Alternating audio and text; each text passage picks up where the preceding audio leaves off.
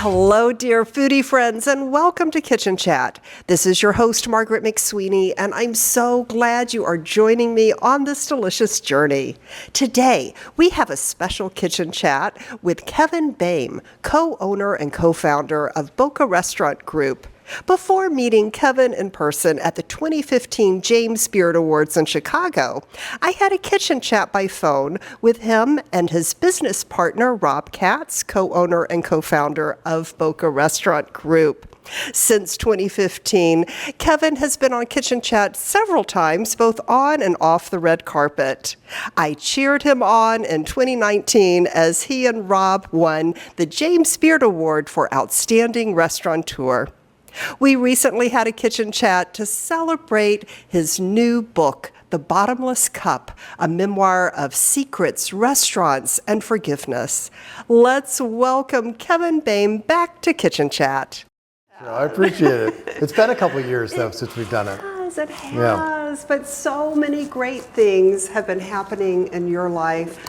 You have created something from your life story with great lessons, not only that you have learned, but for you to share. So tell us about it. Fill us up. It's a personal book. I think the book's a bit of a Trojan horse because I think that most people think that it's going to be this book that's just about my restaurant career. And even though that's in the book, I think it's more of the B story than it is the A story. I have a strange family background. And you know, the first line of the book is, in the summer of 1989, halfway through a Western omelet and a cup of coffee, I found out that I wasn't really Kevin Boehm. I came from strange stock, and I've held up the family tradition. My mom was one of 14 kids who grew up on a farm in North Michigan, and you know, had a terrible childhood. You know, was farm labor at age 6. You know, got up at 4:30 in the morning at age 6. You know. And suffered abuse from family members, both physical and sexual abuse, and got away to high school and said, I'm going to be valedictorian of this high school, and I'm never going to come back to Roscommon, Michigan. And that's what she did. She got a free ride to Central Michigan. She married very young. You know, out of that, a lot more trouble began. And sometimes, you know, it's the legacy of family trauma. And I was part of that legacy. And so that's kind of where the book opens up at. Me at breakfast with a stranger, finding out things about my life that I didn't know. You know what's interesting is when you wake up and when you grow up in a house where you're not necessarily liked, you think that the only way that you can be liked is through invention. So I decided to invent somebody, and the person I invented was in the restaurant business. I invented a restaurateur. And so after going to college, I dropped out. You know, I was, 36 years ago, I was living in my car in the panhandle of Florida. And I wrote my first beautiful piece of fiction, which was a resume with a bunch of restaurants on it that had all mysteriously gone out of business, so they couldn't call for a reference check. And so I talked my way into a captain's job at a restaurant. And the first week I was there, I knew I'd found my people. And, you know, I lived in this very quiet, sometimes sad house that I grew up in that I've always referred to as the sad little blue house. And the restaurants were the exact opposite of the world I grew up in, which was like, we threw a party every night and it was really fun. And the people in the restaurant business were dangerous and cool and interesting, knew a lot about food and wine. And I was like, I'm in. You know, tell me where to sign up. And I got this incredible shot of dopamine from doing that. And in the book, you know, I talk about my mom was bipolar, my mom's mom was bipolar, and I was. And I was a bipolar denier. And I was like, I just need to keep creating these manic moments that I felt in the restaurant business. And so for a long time, you know, the restaurant business saved my life. It was my lifeline and my shot of adrenaline every single night. And so I was meant to be in it for a lot of reasons. You found your home. It was. I created these little homes in all the restaurants I worked in and owned, and they became like my little sanctuary for a long, long time. Amazing. Until they didn't. Yes, yes. Yeah. But why food? You said you created this character who's in the restaurants. What made you decide food? I remember going into a restaurant as a kid, and we didn't go out to eat a lot, but there was one particular Mother's Day, we went to a restaurant called Southern Air, and we went there for brunch in Springfield, Illinois, and I just loved the whole scene, the servers in tuxedos and, the classic maitre d' who greeted us at the front. And I'm like, they throw a party every night, and a bunch of people come, and then they clean it up, and they do it again the next day. And that was what I thought the restaurant business was. I mean, it's really not that far from the truth. But I was like, that's good. Yeah, I'm into that. I loved the idea of me creating something and people, being so compelling that people came to it every night. And I was this very gregarious, talkative kid in a house with very repressed people who didn't talk at all. And so when I heard this boisterousness inside of a restaurant, I'm like, okay. Yeah, sign me up for that. I'll do that. Amazing. And it ended up saving your life. Yeah, truly. So if we could talk about that, because there are a lot of people, especially post-pandemic, who have been dealing with mental health issue struggles.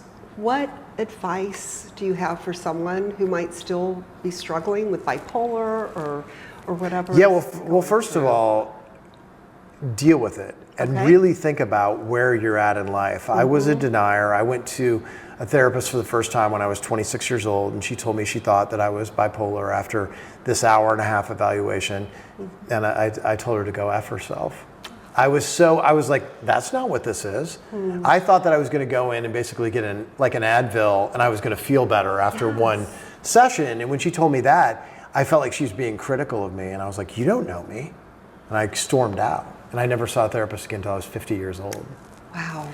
And so, that first step is to have as much investment in your own mental health as you do your physical health, as you do your career, as you do who you choose to walk through this life with. You only get one of these vessels. And it's a tricky vessel, man. And this thing's really tricky. And so I was, kind of behind the eight ball from the beginning because of what I inherited. And, fortunately, I was able to, kind of understand these things later in life before it was too late. There's a moment in the book that's scary and like rock bottom, if you survive it, is a gift. And a lot of people don't survive it. There's a million stories of people who either have drug or alcohol abuse or mental health issues and suicide. And if you can survive rock bottom, and for me, I felt like I had just this free time. It was like, they're like, okay, well, I survived that, so what am I going to do? And I threw the kitchen sink at it. And I said, here's the 20 things that I need to do to change in my life. And I'm super grateful that all that happened, because I have an entirely new life and a much better one. And congratulations. Thanks. And thank you for sharing it. So if anyone is struggling with that, reach out. There is no shame. There's no shame. There's more help than there's ever been before. Yes. Yes, in the 1970s, people would shame you for it. They don't anymore. Right. And one thing I do every single year is, because we are evolutionary creatures, is that every year I'm a little bit different. So I look at the recipe of my life, write it all down. I keep a recipe card of what I want to change every single year and how I want to approach the world differently. And I'm glad, there's a lot of things about this world right now that aren't great. The fact that we talk about mental health more is good.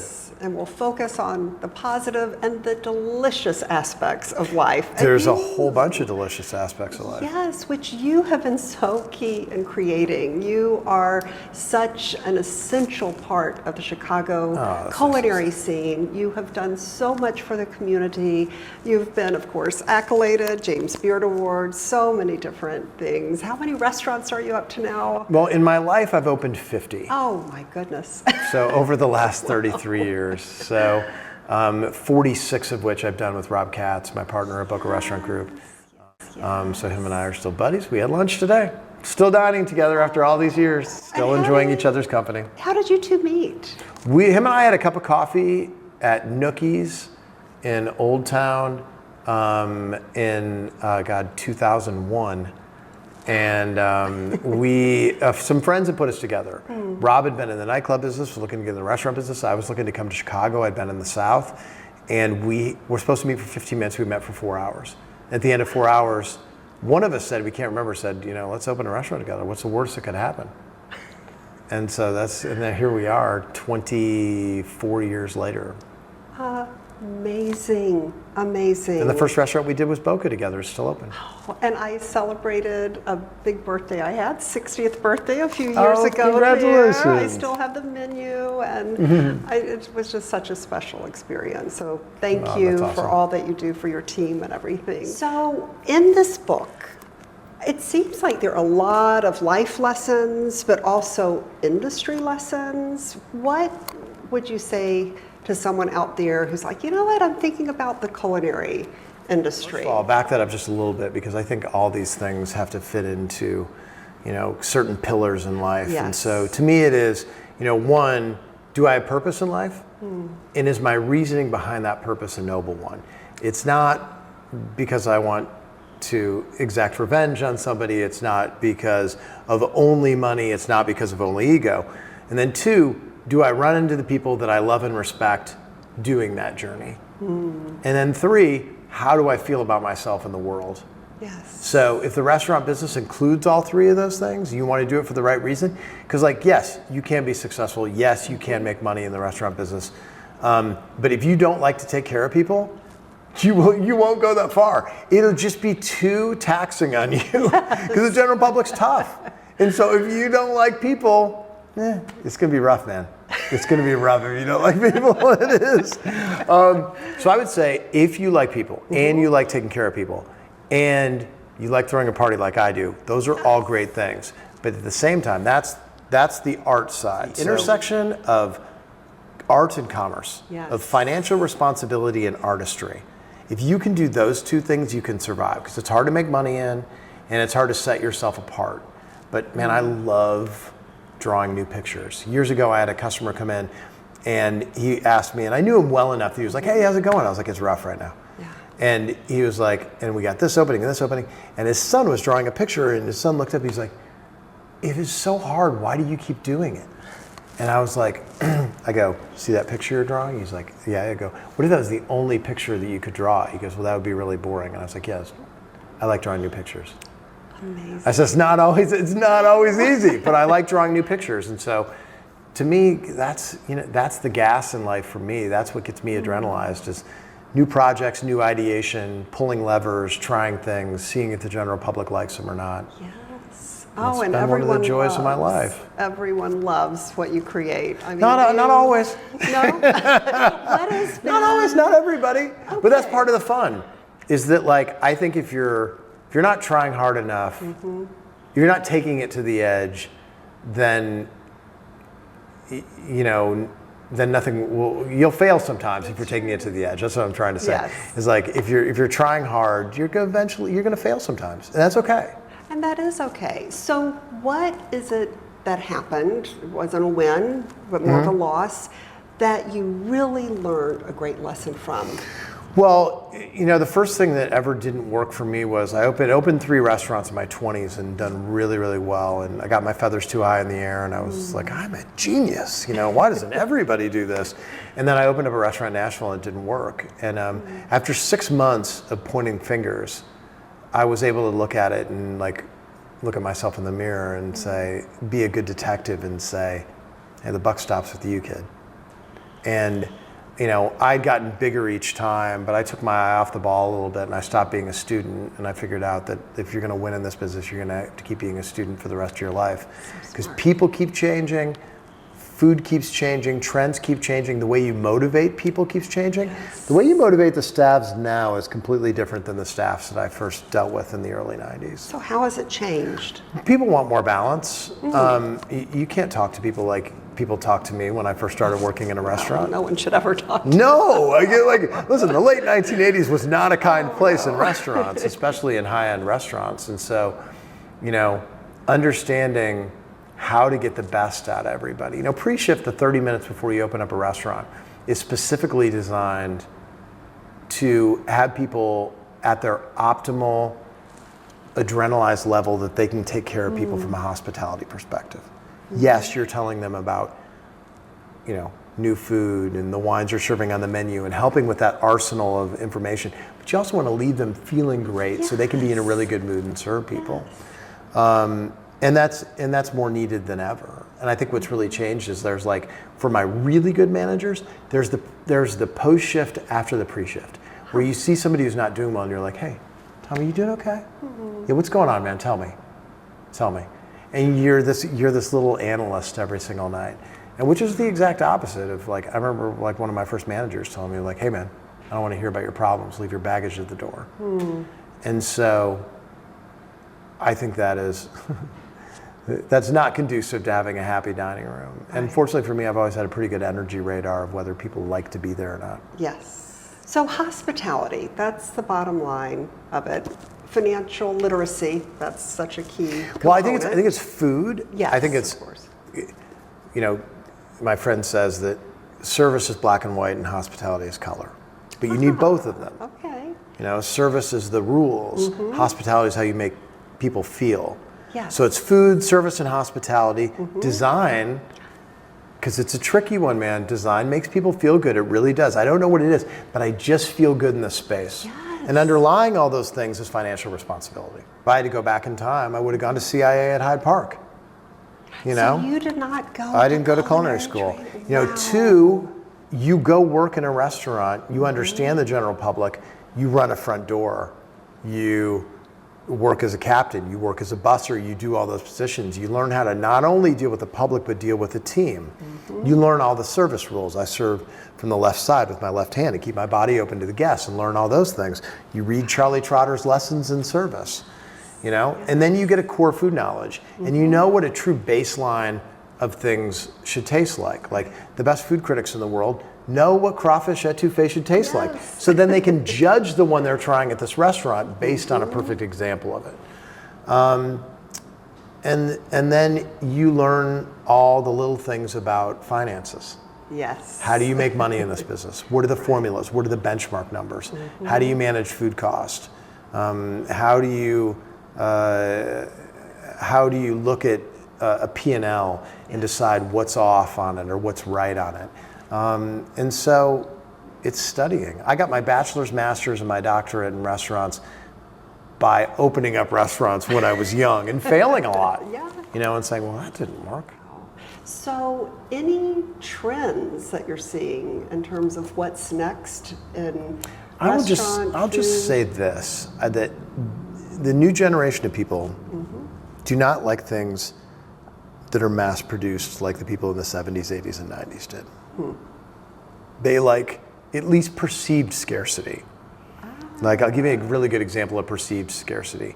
In-N-Out Burger. There are no In-N-Out Burgers in the Midwest. No, they still sell $1 billion in food. So it is perceived scarcity. They sell a lot, but it's only in certain places in the United States. They did before. They like things in small bunches, 6 of them, 8 of them. That's one of the things we've always done is try to keep our company bespoke. We've not done our concepts over again very many times. We haven't replicated that often. We did a Girl and the Goat here in Chicago. We did one in LA. We did a Cabra here. We did a Cabra in LA. Did a couple of Gigi's Chickens. But for the most part, we go out and we do a new concept each time. Amazing. Back to the coloring. Back to the coloring. I mean, it just gets kind of boring drawing the same picture over and over again. God bless to all those guys that do. Yes. And they can figure it out. It's just not our bag. Absolutely. Any international restaurants yet? Not yet. Not with. We've certainly had the conversations. We have a lot outside of Chicago now. We're about to open 3 in Nashville that are coming in April. And so we just opened in St. Petersburg, Florida. We just opened in Silicon Valley. And so we've got several outside of Chicago now. We have a few in New York, including Laser Wolf, that's really successful. So. Oh, congratulations. Thanks. And now you have a book that encapsulates your life.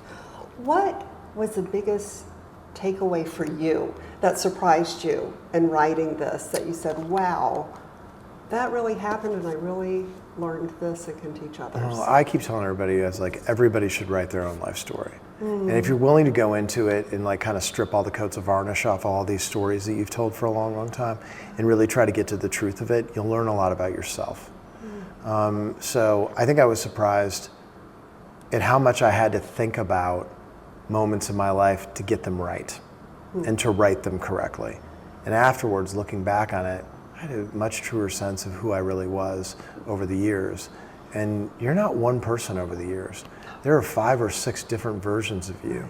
And I didn't like every version I wrote about, but I wrote them as they were. I didn't gloss any of those versions up. So not every chapter was a joy to write always.